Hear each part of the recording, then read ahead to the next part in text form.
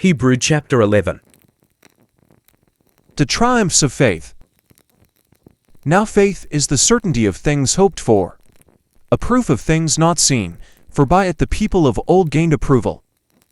By faith we understand that the world has been created by the word of God, so that what is seen has not been made out of things that are visible. By faith Abel offered to God a better sacrifice than Cain, through which he was attested to be righteous, God testifying about his gifts, and through faith, though he is dead, he still speaks. By faith Enoch was taken up so that he would not see death, and he was not found because God took him up. For before he was taken up, he was attested to have been pleasing to God, and without faith it is impossible to please him. For the one who comes to God must believe that he exists, and that he proves to be one who rewards those who seek him. By faith Noah, being warned by God about things not yet seen, in reverence prepared an ark for the salvation of his household, by which he condemned the world, and became an heir of the righteousness which is according to faith. By faith Abraham, when he was called, obeyed by going out to a place which he was to receive for an inheritance, and he left, not knowing where he was going. By faith he lived as a stranger in the land of promise, as in a foreign land, living in tents with Isaac and Jacob, fellow heirs of the same promise. For he was looking for the city which has foundations, whose architect and builder is God. By faith even Sarah herself received ability to conceive, even beyond the proper time of life, since she considered him faithful who had promised. Therefore even from one man, and one who was as good as dead at that, there were born descendants who were just as the stars of heaven in number, and as the innumerable grains of sand along the seashore. All these died in faith, without receiving the promises, but having seen and welcomed them from a distance, and having confessed that they were strangers and exiles on the earth. For those who say such things make it clear that they are seeking a country of their own. And indeed, if they had been thinking of that country which they left, they would have had opportunity to return. But as it is, they desire a better country, that is, a heavenly one. Therefore God is not ashamed to be called their God, for he has prepared a city for them.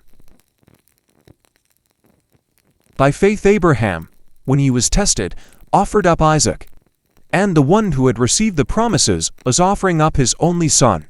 It was he to whom it was said, "Through Isaac your descendants shall be named." He considered that God is able to raise people even from the dead, from which he also received him back as a type. By faith Isaac blessed Jacob and Esau, even regarding things to come. By faith Jacob, as he was dying, blessed each of the sons of Joseph, and worshipped, leaning on the top of his staff. By faith Joseph, when he was dying, made mention of the exodus of the sons of Israel, and gave orders concerning his bones.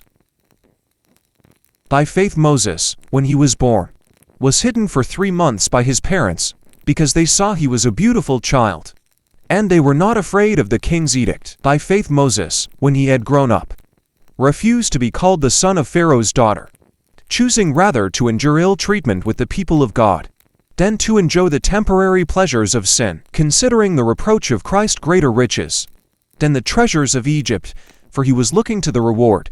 By faith he left Egypt, not fearing the wrath of the king, for he persevered, as though seeing him who is unseen. By faith he kept the Passover and the sprinkling of the blood, so that the destroyer of the firstborn would not touch them.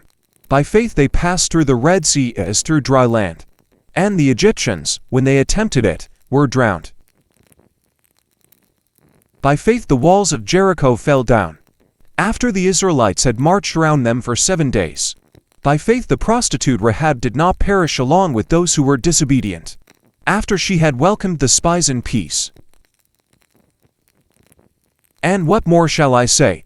For time will fail me if I tell of Gideon, Barak, Samson, Jephthah, of David and Samuel and the prophets, who by faith conquered kingdoms, performed acts of righteousness, obtained promises, shut the mouths of lions, quenched the power of fire, escaped the edge of the sword, from weakness were made strong, became mighty in war, put foreign armies to flight. Women received back their dead by resurrection, and others were tortured, not accepting their release, so that they might obtain a better resurrection, and others experienced mocking and flogging.